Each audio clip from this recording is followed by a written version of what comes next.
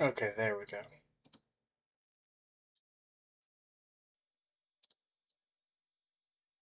Okay, there we go.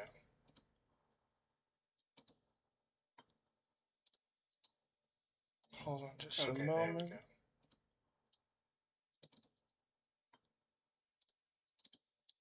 Hold on just a moment.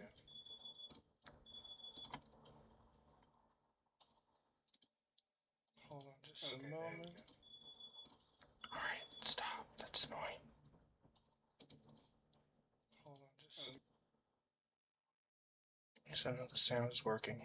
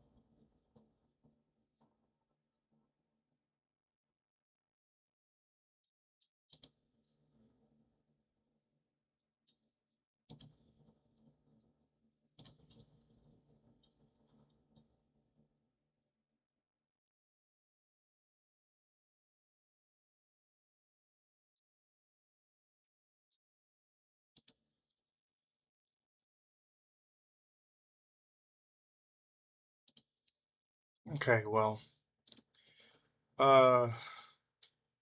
Rumble will be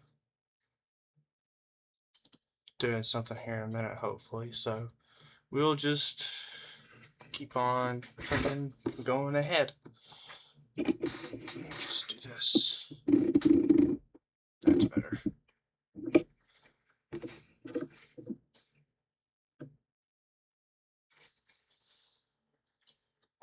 Greetings, all. We are going live. Okay, that'll work. All right, should be live now. Greetings, everyone. This is Mr. Dino Socks with the first ever episode of Tuesday Talkz, a show where we talk about culture as a whole, what's going on in culture, all that jazz. Just got some topics for the day. Just for the first one, just stuff that's kind of been going on in the pop culture zeitgeist, I suppose. And it is just stuff that I was been on my mind and heart, I guess, lately, and just yeah, I just had some takes about it, about some of this stuff, and just decided I was gonna go ahead and talk about it now. So I guess we can just get into it.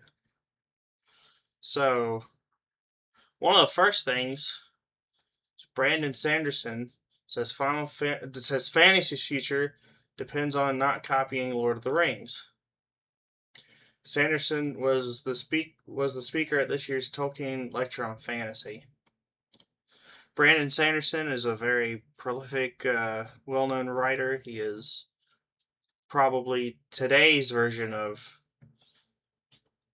the, I guess, modern Tolkien, at least according to Polygon and the like. But anyway, Brandon Sanderson is one of the world's, well, I won't argue with the successful part, but most successful and prolific writers, fantasy authors. Since the early aughts, he's published numerous books, novellas, and short stories, among them the Mistborn series and the Stormlight Archives. After Robert Jordan's death in 2007, he stepped in to complete the 14 books of The Wheel of Time. He worked on the last 3, I believe, which is not what this says, but that's okay. Needless to say, Sanderson is expert, quote unquote, on fantasy and also one of the genre's biggest fans. He is also a bit of a scholar on J.R.R. Tolkien, I guess.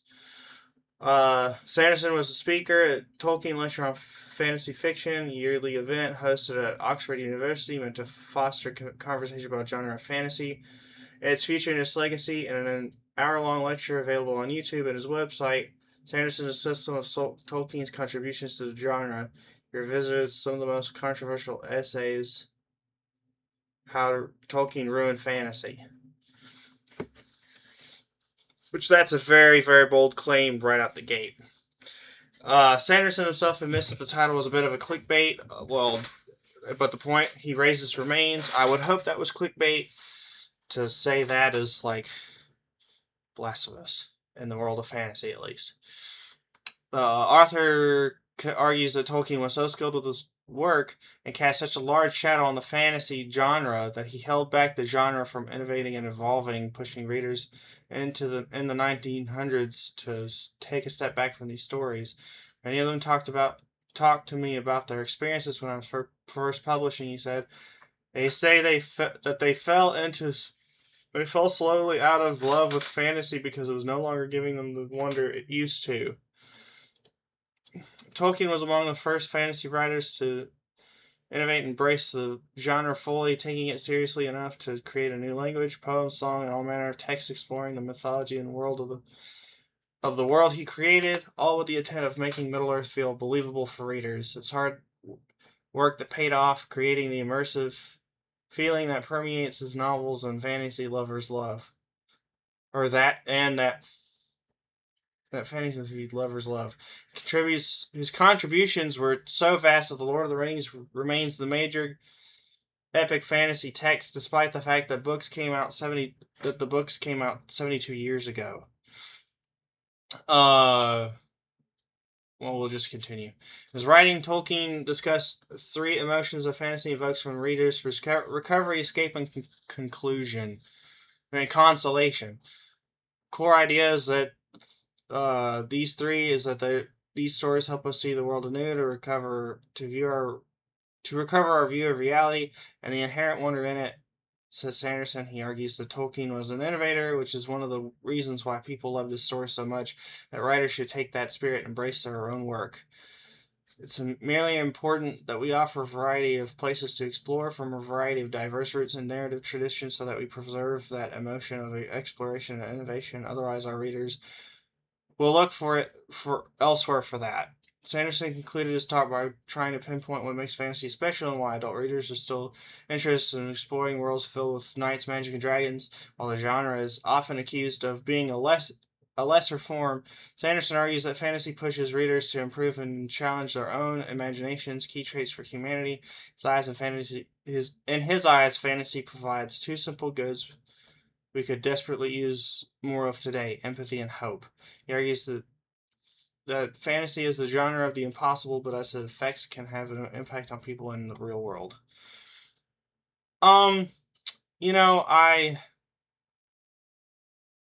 Despite coming back up to this, epic fantasy text, despite the fact that the books came out 72 years ago, people are making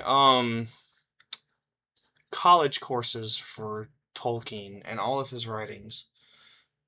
He is that prolific. So, it is not a wonder that,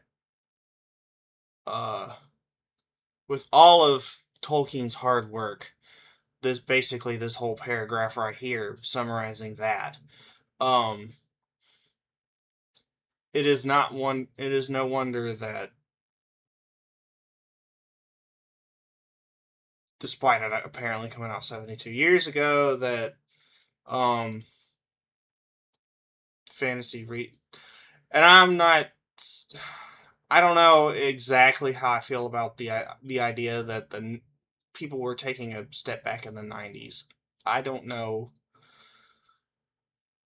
Maybe the genre as a whole, perhaps, but I guess that's fair. I think with the popularity of things like D&D and Pathfinder and Critical Role kind of bumping that up and stuff, I guess I can maybe see them taking a step back in the 90s, but there's so many fantasy authors and fantasy books. I don't know if I just fully believe it, but we'll see. I don't know. I think overall, this is a decent article. It's made by Polygon though, so take everything with a grain of salt. And I mean, I will agree with the idea down here that it is the genre of the impossible, and I don't know. Features depend on not copying Lord of the Rings. I think that's half and half. I think you don't want to make a 1-to-1. You want to make a give it your own kind of flavor, but I think it's the grandfather of all fantasy for a reason. It all of his story beats and all of his hard work and all of his, like he going back to college courses. I think Elvish is a college course, and it's that way for a reason. All of his hard work and dedication throughout multiple years. Tolkien's, I mean,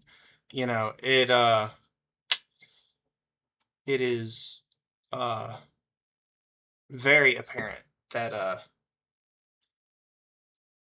and it very well deserved on Tolkien's part that he should be the grandfather of all fantasy. That's why fantasy is the way that it is today. The genre of the impossible back down here, and then empathy and hope too, and the genre of the impossible. I think that all comes from great granddaddy Tolkien up here, So I think that I think it has some merit of not being a not everything being a carbon copy of it, but at the same time, I think you do want to at least pay attention to what Lord of the Rings is and why it's so popular, I think. Because, again, it is it's like, I guess, the Superman of the Justice League, or the Captain America of the Avengers. It's like it's the first one, so and it's the best for a reason. So I don't know. That's just my 2 cents, I guess, on this one topic here.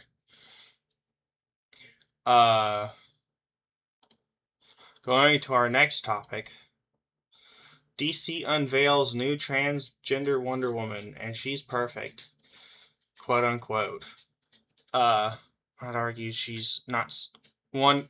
Maybe she is Wonder, but she's not so much a woman.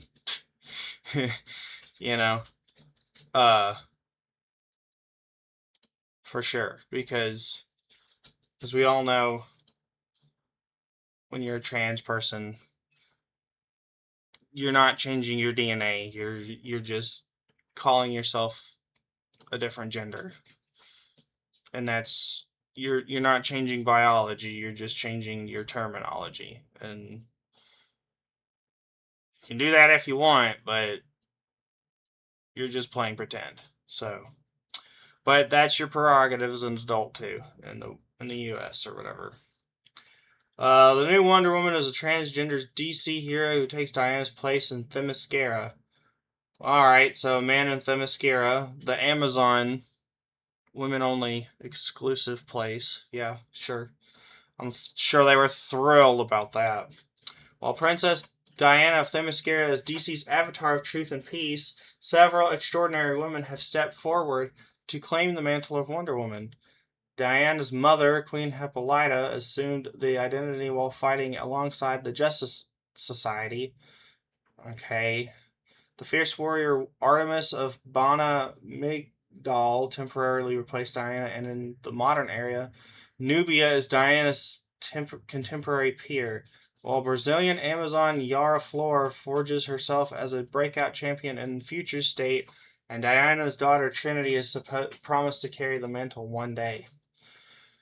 Sure, because they can't all, not all those characters can have their own code name. No, they gotta steal Wonder Woman. Okay.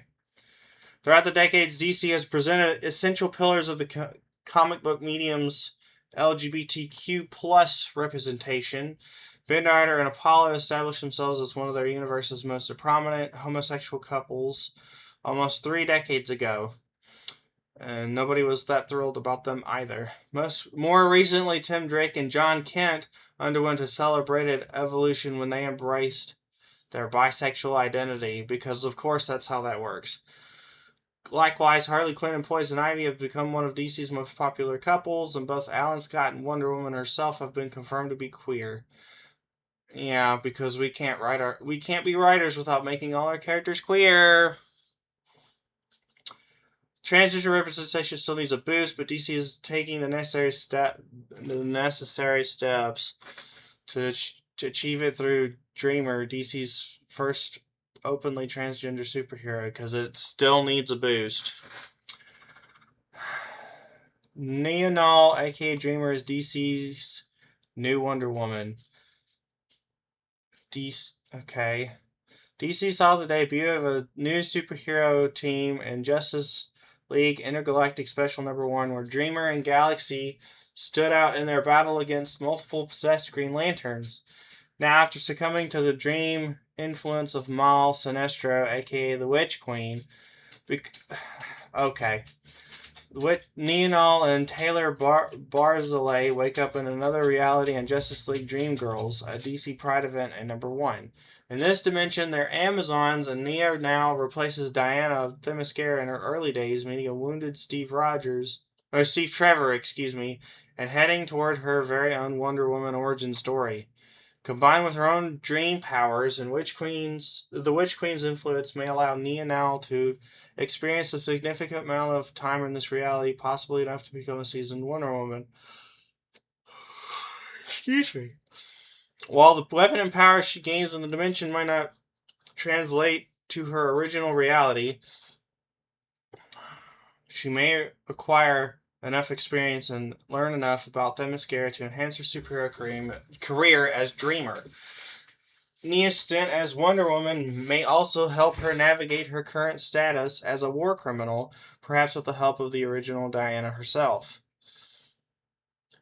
Dreamer deserves a higher spot in the DC universe. Neonal's evolution from CW Supergirl newcomer to a staple of DC's Prime Earth continuity is a momentous achievement. Historically, characters jumping from the screen to the page face an uphill battle, as they're often relegated to background cameos or temporary additions. After becoming the first transgender superhero on television, Neonal's cultural impact expanded globally when she made history as Fortnite's first openly transgender character during the 2022 Rainbow Royale event. In the comics, Nia's growth has been handled with care, largely guided by her original live-action actress turned comic architect Nicole Maines. Far from a niche character, Dreamer has an important role in multiple storylines, from rewriting realities in Lazarus Planet to serving as a central target manipulated by Amanda Waller and Suicide Squad Dream Team and Absolute Power. In Justice League and her galactic special, Dreamer proved that she has the grit and power necessary to stand alongside the world's finest, overshadowing Adam Strange and Green Arrow. Moving directly into the front line of the DC All-In Initiative, Dreamer's starring role in Justice League Dream Girls as Wonder Woman parallel cements her upward trajectory. Would you like to see Dreamer become a Wonder Woman successor? No, she should stay Dreamer. She should stay Dreamer and just let Diana stay Wonder Woman. I swear these writers just don't... They don't get it. Like, just because you give someone else the... And I guess this is the scene where she's becoming Wonder Woman, and apparently she's got a big pink girlfriend. Okay.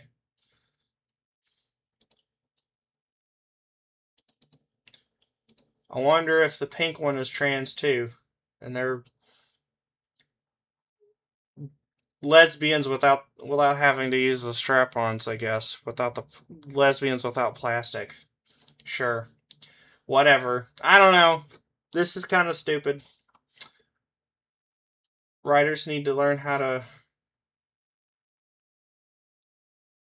And I guess DC or whatever just need to learn how to make their the actual characters more interesting, I guess, because you don't need a shake-up every 2 or 3 years. You know? It's just... And it's dumb to think... Because this goes back to, like, when they did what? Falcon is Cap, and Carol Danvers became Captain Marvel, and then Jane Foster also became Thor. You know, you don't need all those shakeups, quote unquote, to make your stories interesting. Your readers are going to read interesting stories no matter who you mess with and who you call somebody different. You know, changing the Dreamer name to Wonder Woman does not make your story more interesting. The writing an actually good story is what makes that interesting. And it is appalling to think that all of the DC writers and their editorials think that, and Marvel too, so they're not immune to this either, but just the idea that making everything, that just changing a name is giving somebody else the same name is going to make everything better or different. And as far as the whole thing about Nia now apparently becoming a fast-track superhero, I highly doubt it. I highly doubt that a transgender superhero is really, like... I don't know. I would have to look at numbers or something in order to... But I don't buy this for a second. I really don't. An up-and-comer? Okay. Where's the video games? Where's the news articles? Aside from the Screen Rant one. Let me see that on, like, Collider or Bounding into Comics or whatever else. Not Screen Rant.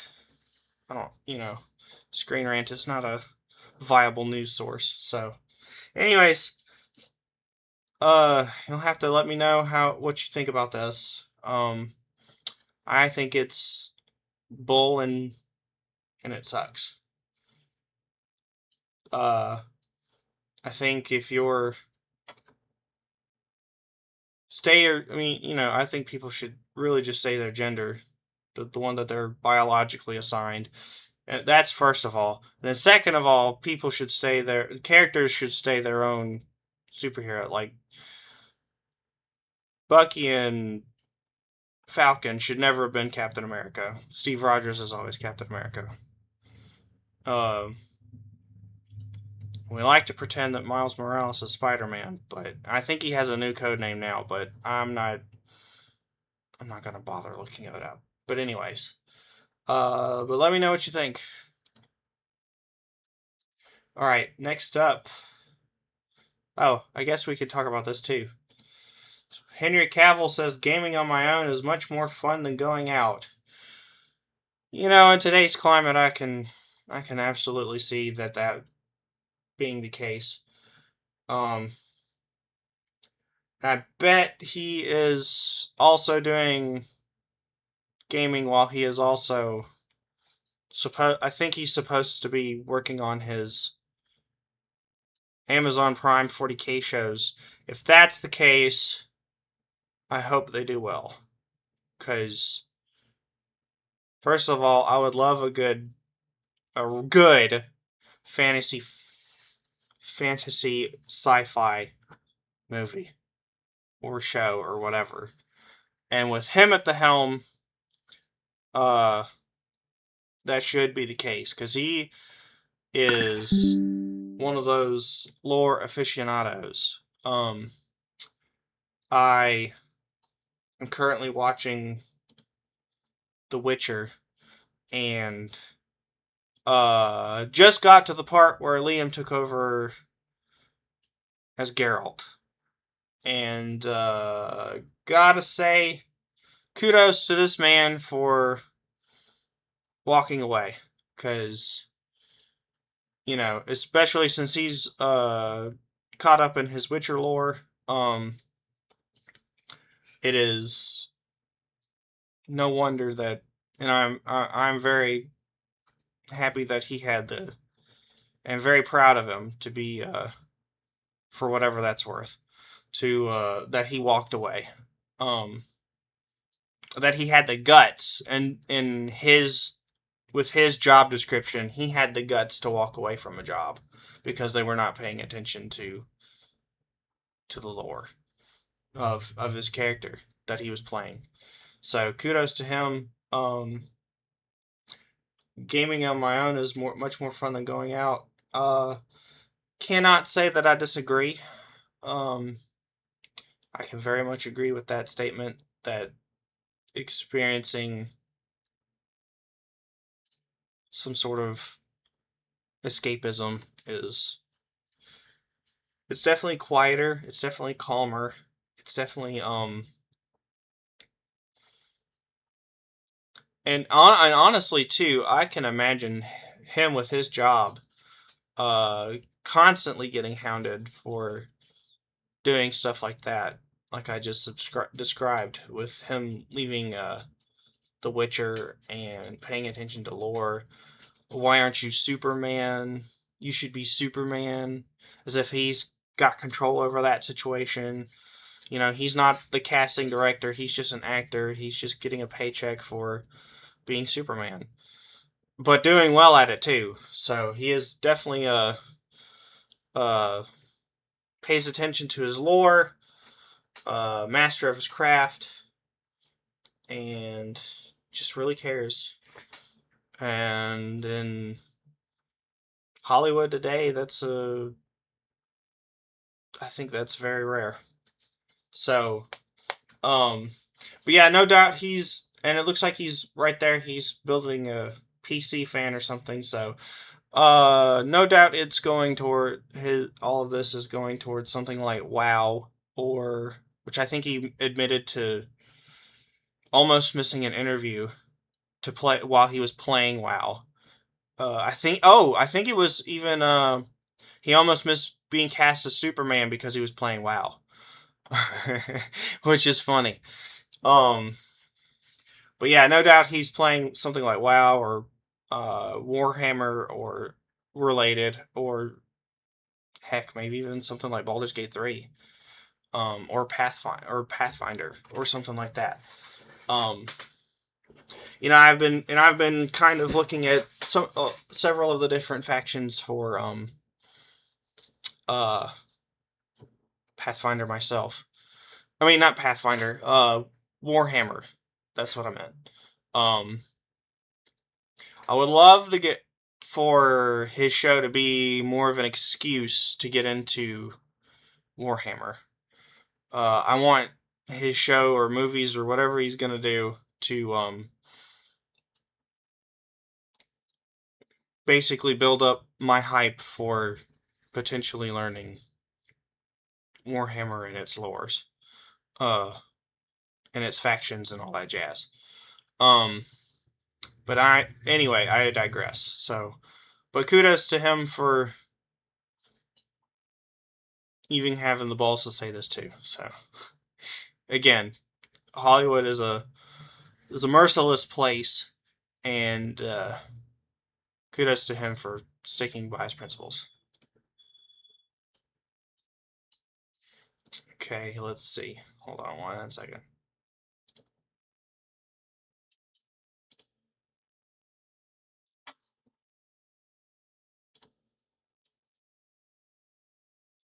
Whatever.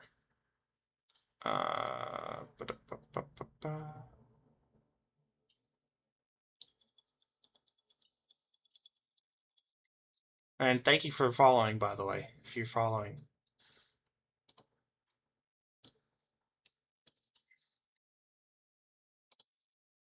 On any of the channels. Grown Ups 3 was announced recently. And I bring this up mainly because of this guy right here, Rob Schneider. You know, Rob is for the past, I want to say 2, maybe 5 years or whatever. He has been very openly Christian, and he essentially got like blacklisted from, heck, even all of these guys, much less Hollywood as a whole, but apparently even these guys were kind of away from him for a little bit. It's not so, but it sounds like they're starting to make a comeback and get back into having some sort of friendship. And I know Kevin here also has been saying recently something about God and Christ, and I forget fully, but I think he fasted for 40 days or something for his daughter. Some sort of event, I want to say, but anyway, I digress. But it Grown Ups 3, the nursing home. That's funny. You're getting reposted. Anyways, oops, I did not mean to get rid of that, but yeah, and then there's David Spade, you know, a comedian, obviously. I mean, obviously these are all comedians, but I don't know. I mainly got excited to talk about this just because of Rob Schneider, especially because, again, the past 2 to 5 years, kind of time frame, you know, he very much had to go through a lot of loss just to, you know, of course he did it in the name of God and Jesus and all that jazz, but which is always the right thing to do. But he went through so much trying to, you know, so much blacklisting and stuff like that, even from these guys, on his fellows on the screen here. So to be able to come back and do something like a Grown Ups 3 is, I'm sure, a very positive thing, and probably almost a dream come true at this point, because I know he did. I can't even remember the name of the title now, but he did something recently that was like a B or C list, and you know, he was doing stuff like Grown Ups 1 and 2 before. So while I am sure he's very proud of himself, I'm glad that Rob Schneider is getting back into it. Even if it only turns out to be something like Grown Ups 3, at least he has Grown Ups 3 and not just stuff like that. You know, I know he's been on like the the Bill Mayer podcast and stuff like that. He did an episode of that, and he talked a lot about this stuff too. Which that was one Bill Mayer podcast episode that I did actually watch. But that may be the only one. But still, so it's good to see him kind of maybe potentially making a comeback. Um, I think that'd be nice for him. He's been in a lot of movies too. Oh shoot, what's the one? God, what is the one in the?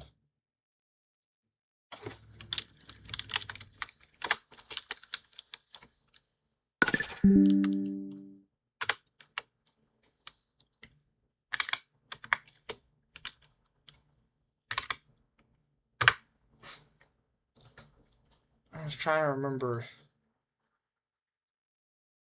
Big Stand. That was the one. Big Stand was the movie that I was thinking about. But movies like and Hot Chick. I forgot about that.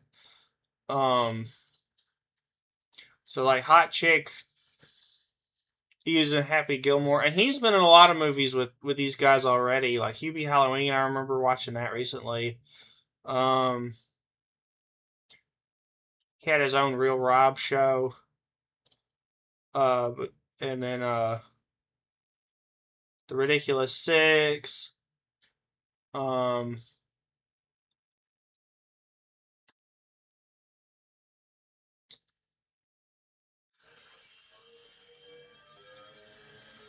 was trying to see too if it had that one thing, but yeah, Big Stan. I now pronounce you Chuck and Larry. I guess he was in Click and the Benchwarmers. Oh yeah, I just watched the Benchwarmers the other night. It was a good movie. The Longest Yard. So there and this is a good list that I'm scrolling through too. So to go from this, and he's in Home Alone 2 as well. So to have such a such a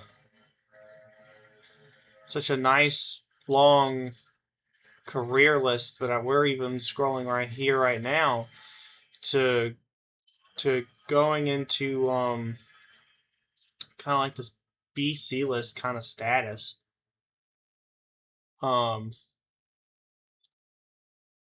It's good that he's kind of seeming to make a bit of a comeback. So yeah, very excited for Grown Ups 3. I'm sure 2 was funny. I don't remember it as much as I would like to remember. But anyways, so there's that. So let me know what you think.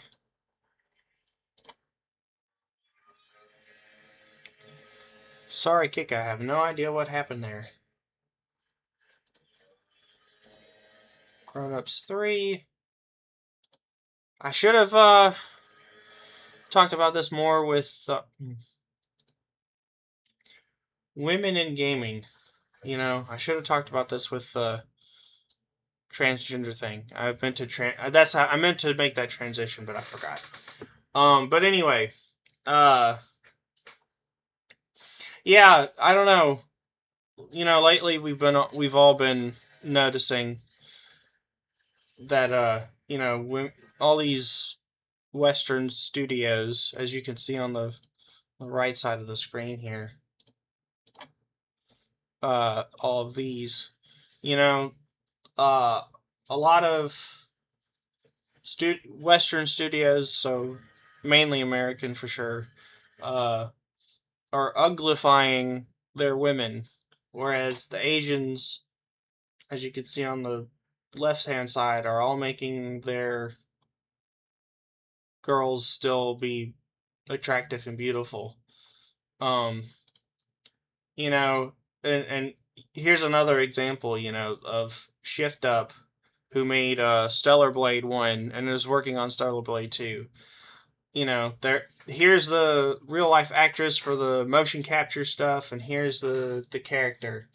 Here's Deborah Ann Wall, who plays Laufey in the upcoming God of War Laufey, or God of War Laundry, as we like to make fun of, by Santa Monica Studios here in the U.S.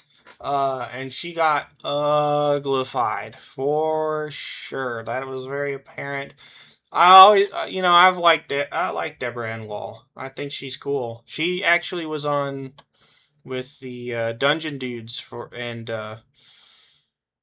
did a campaign for them. Did a little one shot for them, and I thought that was really cool. Um, doing a doing a one shot or a I think actually I take that back. I think she did a full on campaign for them. I don't know how long that campaign was, but I think it was supposed to be a full on campaign. I don't know if they finished it or whatever, but anyway.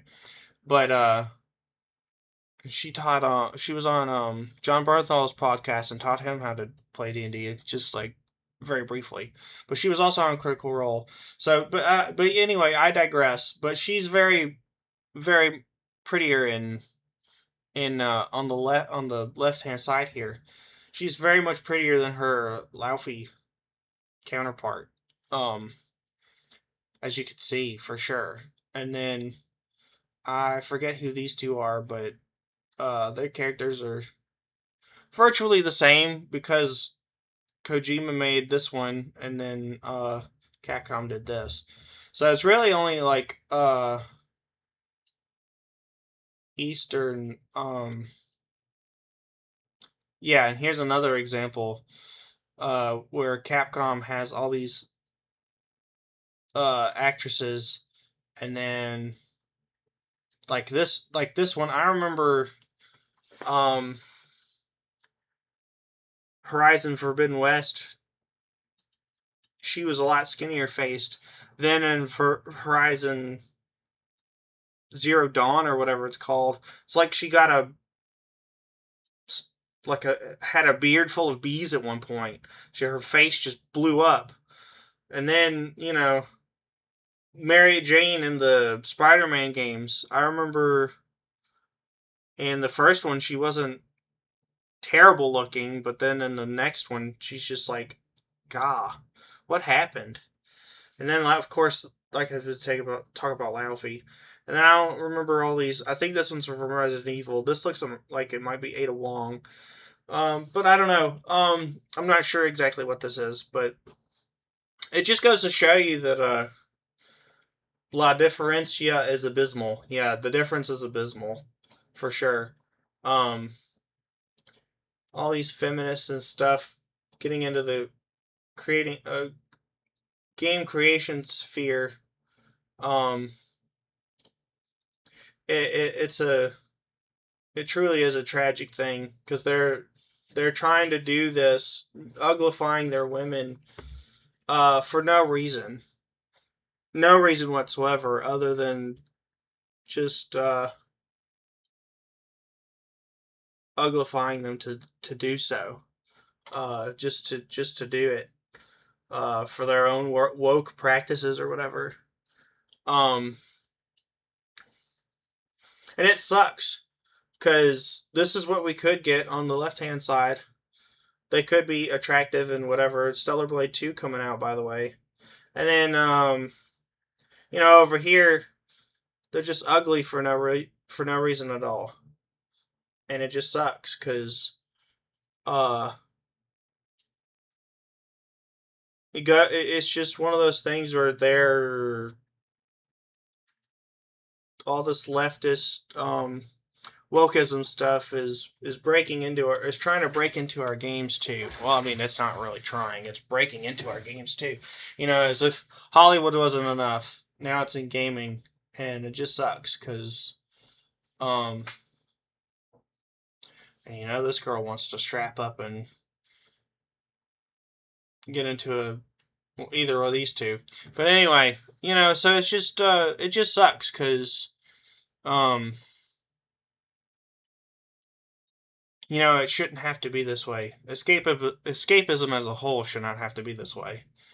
But it is. That's why I prefer Eastern games for sure, or even indie games nowadays.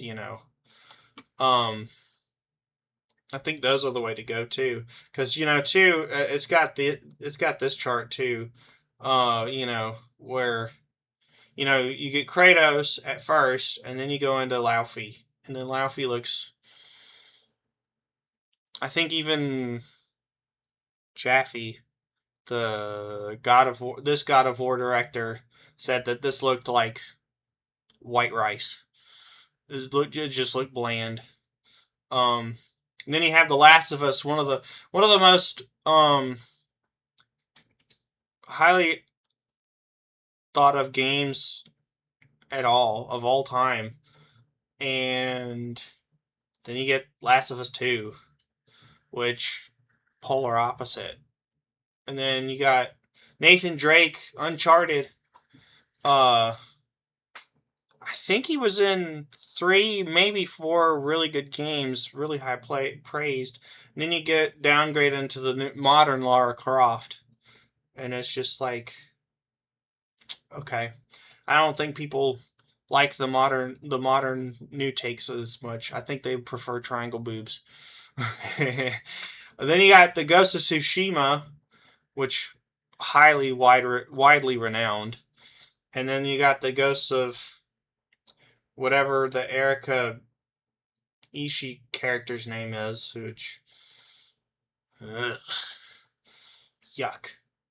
And then you got The Witcher with Geralt, downgrading with Ciri, who nerfed herself by becoming a Witcher, by the way. She had this awesome demigod-like power, and she downgraded by becoming a Witcher. That's a little hint of lore for you, not Witcher folks. So I don't know, man. It just sucks. Gaming is, you want to do, like I said, Eastern or indie games now, because the West just doesn't know how to make a good story, to be honest with you. It's in our movies and our games both. And it just sucks. It just sucks. But this is the world we live in. So look to your indies. Look to your indies. Indies. And your Eastern. And then that's where you're going to get escapism. That's just where you're going to get escapism. And again, it just sucks. Wish we could do something about it, but until indies become something more akin to AAA, that's just the world we live in. I'll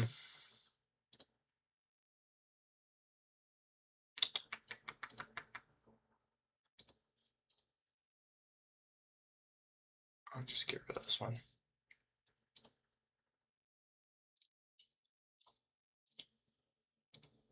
Back to gaming. I forgot about this part, but yeah, everyone else too is a freaking lesbian in games now.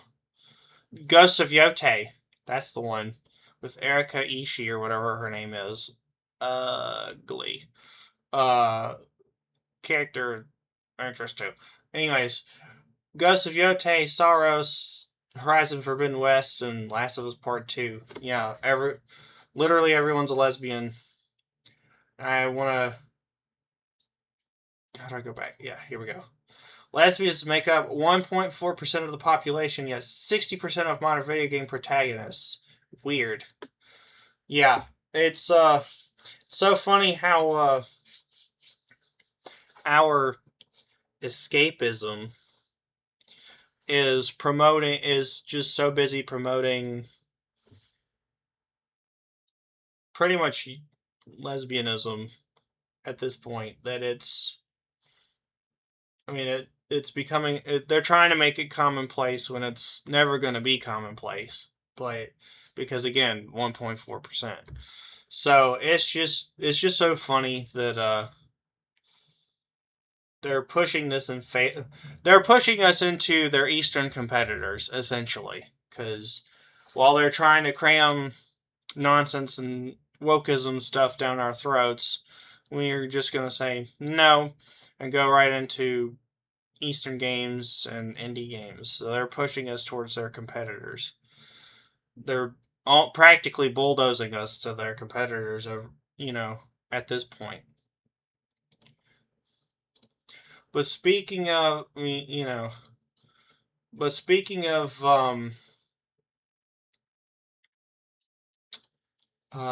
is it? Here we go. Microsoft is set to announce a wave of layoffs for its Xbox studios and employees next week. Sources familiar with Microsoft plans tell The Verge that the layoffs will lead to studio closures or spin-offs, potential mergers of studios, and canceled games. I understand that Microsoft is currently weighing closing at least 5 studios, including developers behind Marvel's Blade. Sources tell me Microsoft wants to cancel Blade as part of a wave of cost cuts and job losses that are planned for the company's Xbox gaming division. Developed by France-based Arcane Studios, best known for the Dishonored series, which I think was pretty widely renowned, if I remember right. It at least had a pretty loud cult following. Blade was originally supposed to debut later this year, according to the sources familiar with the game's development. Told the internal ship date for the game slipped to late 2027. It's also running over budget. While Microsoft is weighing canceling Blade, it's also exploring options to sell Arcane Studios. Bloomberg reported earlier this month that Microsoft is trying to spin off Compulsion Games. Double Fine, and Ninja Theory 2.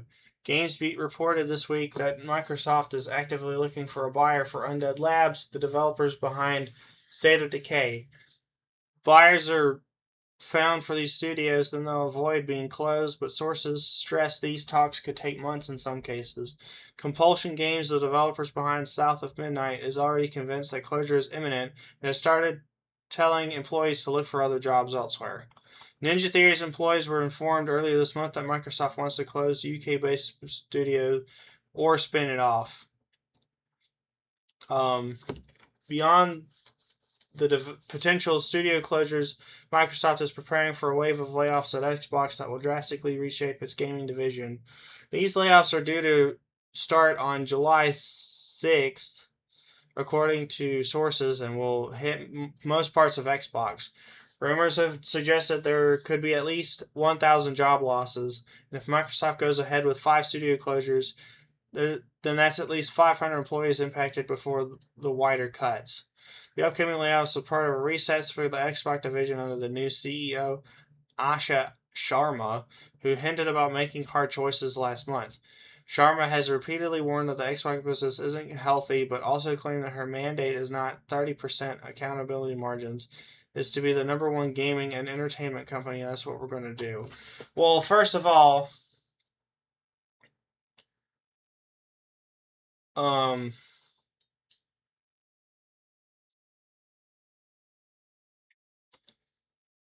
don't know. It just sucks because I remember when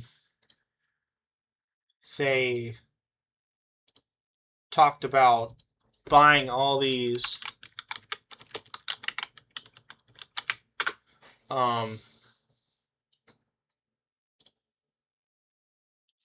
indie studios, and the indie studios were, getting them all hyped and all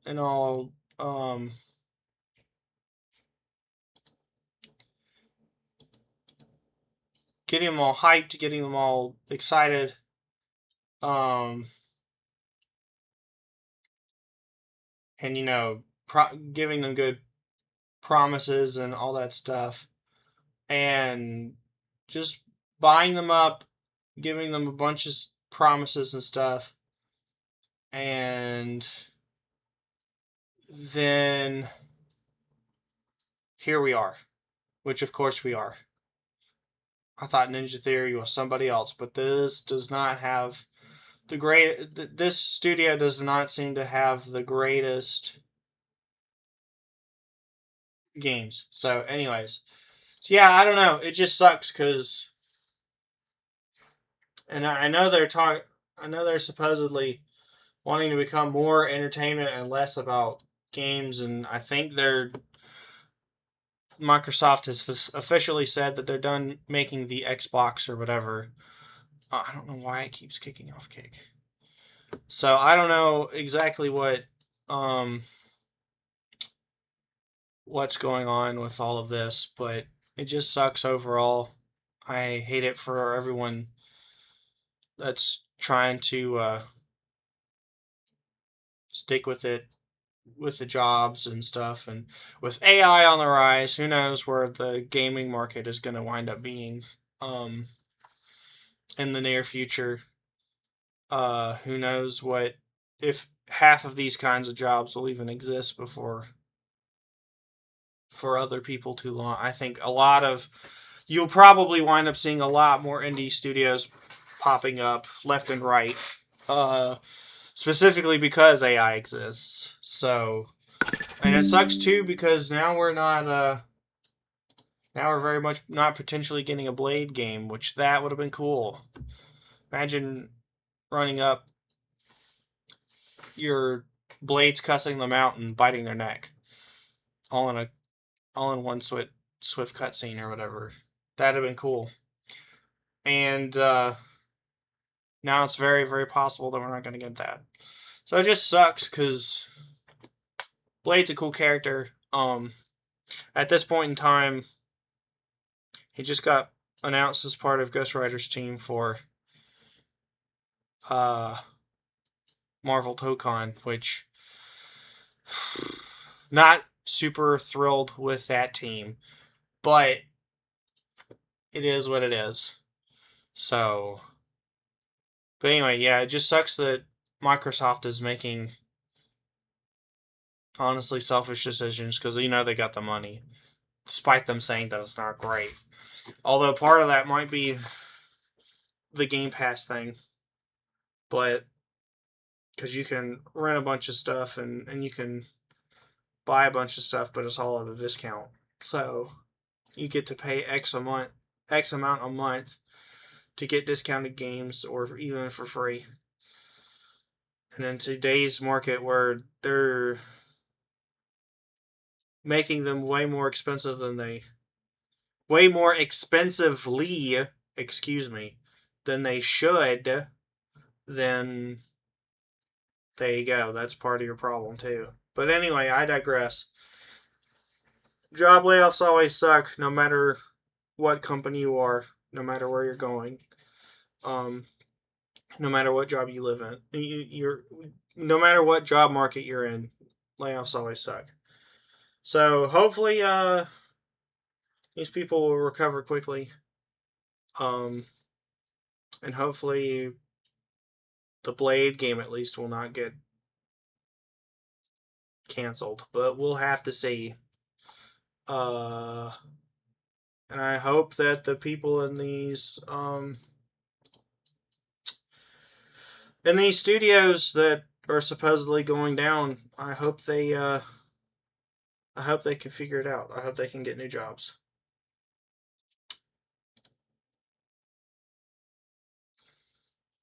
All right, I have one last topic.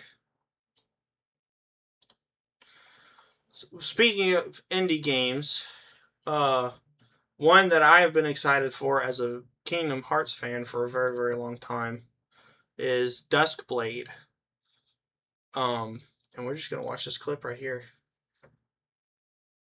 Just make sure. Yep. 5 players can finally get a feel for Duskfade's platforming and combat mechanics, as the action platformer inspired by PS2 greats just got a brand new demo for PlayStation 5, so you can get a taste of what's on offer before the game's full release. Play through the beginning section, including the outskirts of Take Town, the mines, and take on the boss fight against Wrath. This is a bit of a beefy demo as it comes in at just over an hour long, plus you can try out the newly implemented hard mode difficulty. I've been able to put quite a few hours is into Duskfade, and honestly speaking, so far it's truly shaping up to be a love letter to similar games of the PlayStation 2 generation, like Jak and Daxter, Ratchet & Clank, and Sly Cooper. If those type of games from that generation tickle your fancy, then be sure to head on over to the PlayStation Store and try out the game for yourself. PlayStation 5 players can finally get it. And you can kind of tell with the with his getup that he looks a lot like Sora from Kingdom Hearts. He almost looks like a blend of 1 and 3 here. And this is the weapon. His sword is very, very Keyblade-esque, especially with the chains down here. I am very excited to give this a try. I really want to. I will probably stream the demo this weekend, because I am very excited to think and talk about this game for sure. It's and this is what I'm talking about with the indie stuff. You know, this is the kind of, because the guy who made this had no skin in the game. He wanted to write a love letter to games that he's played before, and games that he fell in love with, and which is an honorable thing to do. But you know, it just and this is what I'm talking about too, because when we want to play games with and basically just have escapism, this is what we have to do. We have to go to people who had no skin in the game originally and say, "Hey, our AAA titles suck now. I need to play your game in order to have a good time. Because everyone else is trying to preach to me, and I don't like that. I don't want to have someone else have a total stranger's opinion or ideology like shoved down my throat. No one does. You know, the common man has so many problems already. It just sucks to try to come home and essentially like be preached to from a stranger that has no self-awareness anyway. So it's just like, well, what's the point? Why would I keep doing this to myself? Why keep torturing myself with all these crazy titles that KH1 Sora right there. But yeah, you know, so this is kind of what we have to do, and we're just kind of pushed into it. Going out into trying things like Duskfade, Hollow Knight, Shovel Knight, Shantae, all these indie titles that, you know, are made by people who, like you and me, who just wanted to tell a good story and wanted to let players have fun, rather than trying to preach some ideology nonsense to you, purposefully making their female characters ugly or uglier. And that's it. That's where we're at right now with our entertainment. We got to look for the indie stuff. Got to, or otherwise we're just not able to enjoy ourselves as much as we should. So, let me know what you think.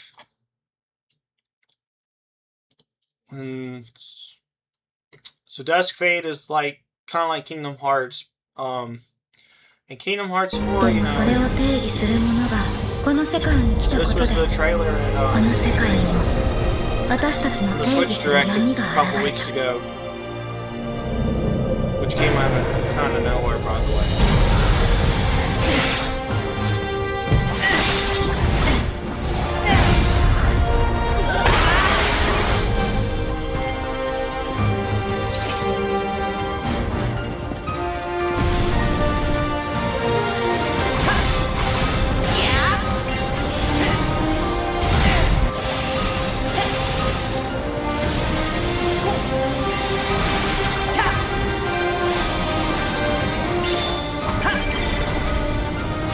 all the visuals are good looking. All of the that guy that's been lifted up with the gauntlets looks sick. I love the new nightmare design. I love the chain extension. You know, this looks like a really good time and good game. So far, I like what I see. There's Luxord, obviously. I'm not super thrilled with the COVID mask, but I'm sure it'll make sense when we get into it. And I have no idea who half these guys are, but they might be in the lore of the phone games or whatever, which I didn't super duper get into. That's either Riku or one of the many Xehanort forms. I think I read a thing where it was either young Xehanort or Ansem, quote unquote. So I don't know if that's entirely accurate or not. And then they have a lava keyblade and like waters down here and lava, and you can see the big obsidian coming out and stuff like that. And supposedly that's showcasing either, I think somebody said in a video it was either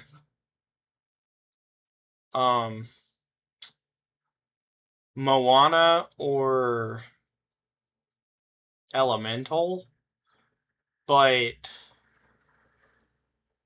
with the vague possibility of it being Atlantis. And I think it was kind of, Atlantis was the least likely and kind of debunked. But, so it's probably, my best guess is this is probably Moana, but it could also be Elemental. But, especially since this is obsidian and it's making rocks, I think it's Moana because it seems to be more volcanic rather than pure fire.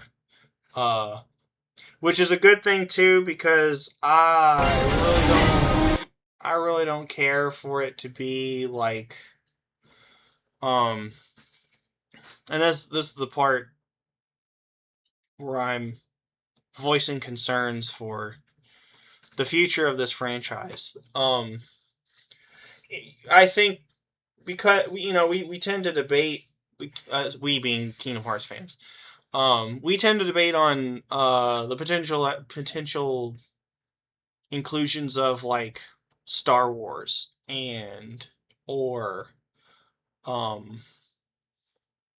Marvel amongst the Disney properties. While I would, and because this has some similarities to Star Wars, I wouldn't necessarily mind. At least like the classic trilogy for sure. And I wouldn't mind the prequels. The Daisy Ridley movies, sequels 7, 8, 9. You can leave those alone. You can leave those at home. Marvel movies, pretty much up until after anything before like Endgame would be fine. I think the stuff after gets a lot more iffy. But then the Disney movies, I don't know.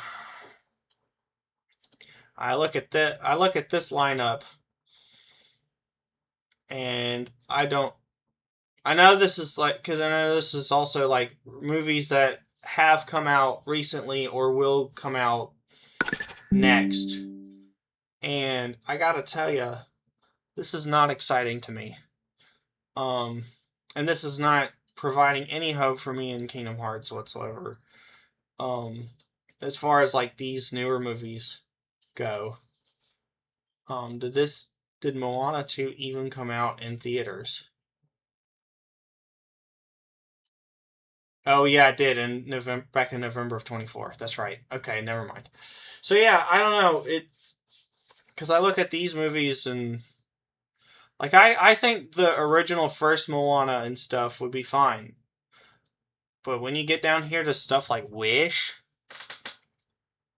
The Little Mermaid, like the Little Mermaid remake, Elemental, which I don't think did that well either. Inside Out 2. I wouldn't mind the first Zootopia or whatever. The Zootopia 2. I don't know how well that movie did. I think it actually might have been that one actually might have been decent. But then like Elio, I don't think that one was a good movie. I know Fantastic Four First Steps wasn't that great. Lilo and Stitch remake probably didn't. I don't think did that well at all either. Tron Ares I know didn't do well. Hexed I doubt when this comes out, or if it hasn't already come out, I doubt it does well if it did well. Let's just see. November of this year, so I doubt it does well. If it brings Frozen 1 energy, or even the first Utopia energy, it might actually do well. Although we're so fed up with Disney at this point, who knows? But anyway, so it just depends. If we go back to this kind of, or like we got Wish, we got Strange World. I mean, Encanto's Raya the Last Dragon didn't do well either. I don't know if these two movies did well or not. But you got Strange World, I know didn't do well. Frozen 2 probably didn't do that well. It wasn't that great of a story either. Wish, Ralph Breaks the Internet. Oh God, help me, help us all. But if we get like the first Wreck-It Ralph movie, or a Brother Bear, or a Princess and the Frog world, even a Bolt world, or a Meet the Robinsons world, Emperor's New Groove world, Atlantis world, Treasure Planet world. I want a Treasure Planet world, please and thank you. I wouldn't mind going back to the Mulan again.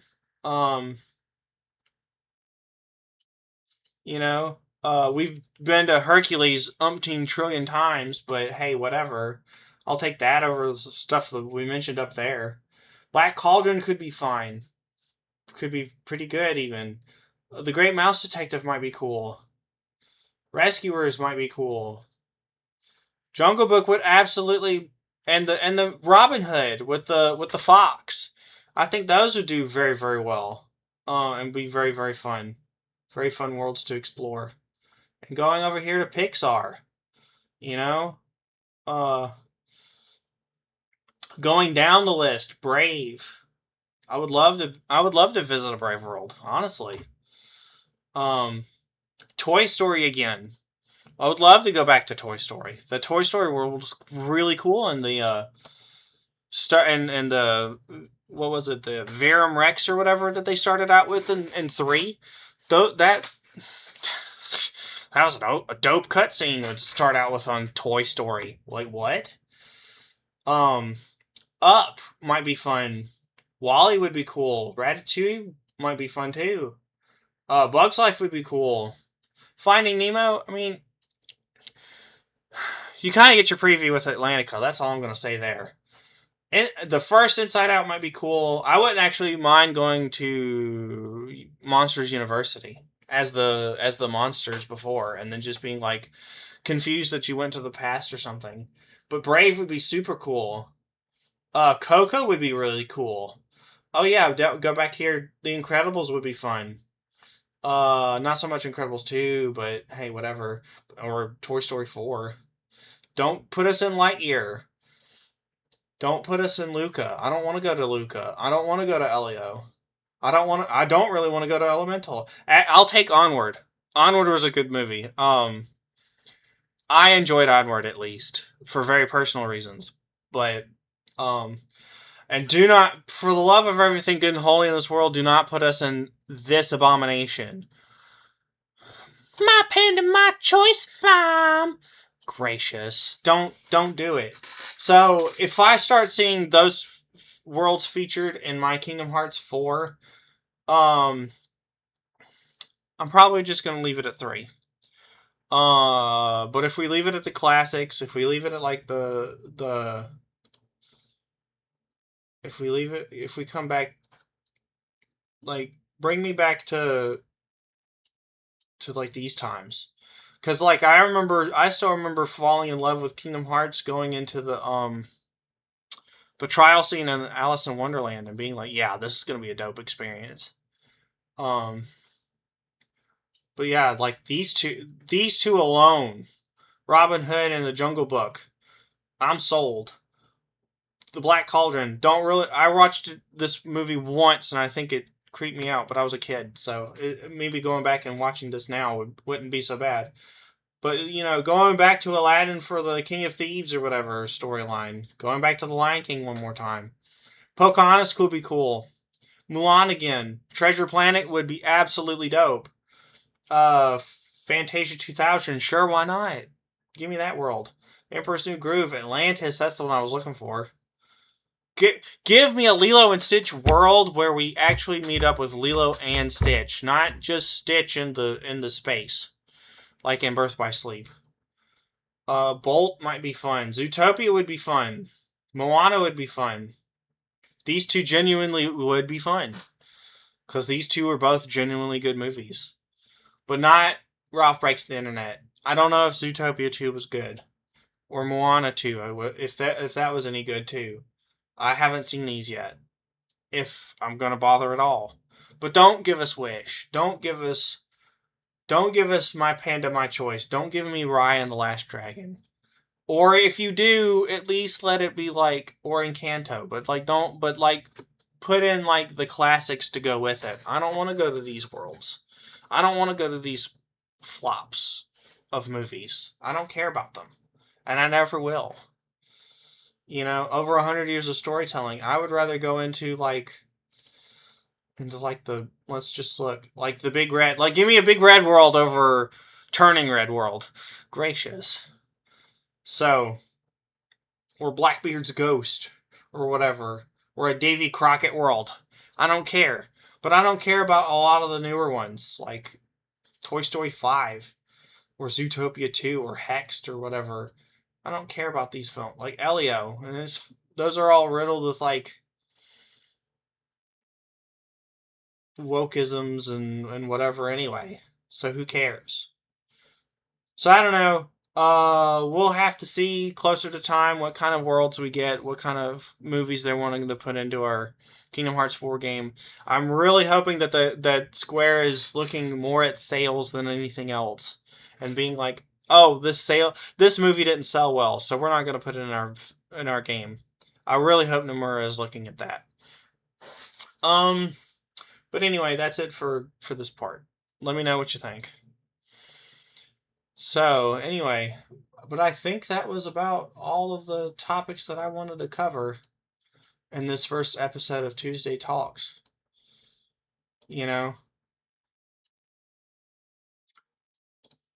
I will say this too. You know, it says here every actor who works on a game should insist on a clause that prevents the game company from uglifying them. Asian studios never do this to their actresses. Only West studios do this.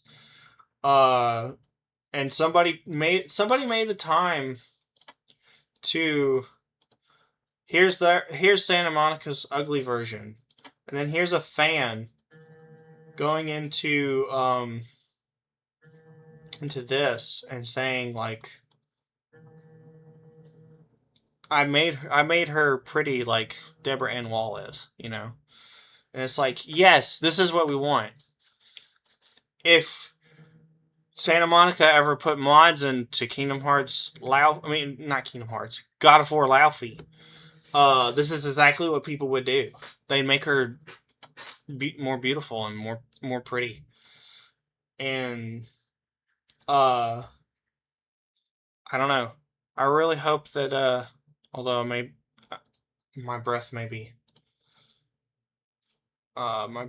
wasted on saying this, but I really hope that these studios really start going back to the idea of sex selling, sex appeal selling,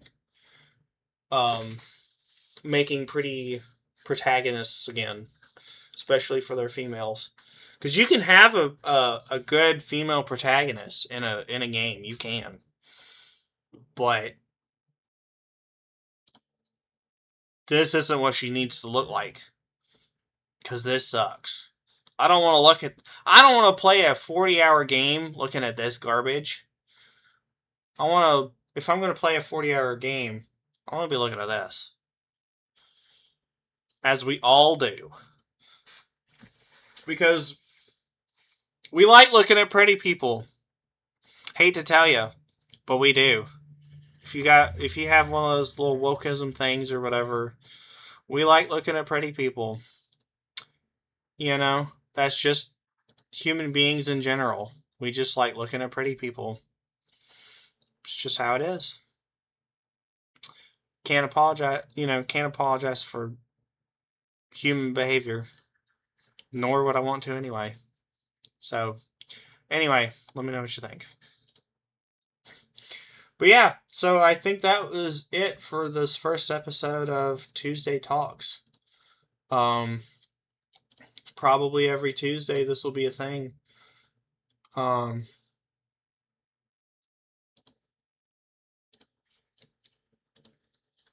Where we just talk about the culture stuff in general. But yeah, so I guess that's it for this first, hopefully, semi-successful episode of Tuesday Talks. And I guess I'll see you all around.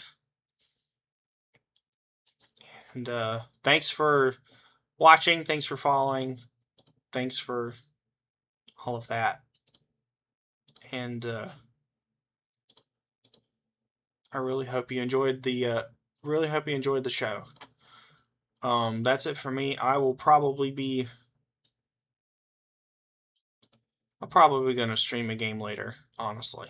So hopefully you'll also be there for that as well. All right. Bye. Thanks again.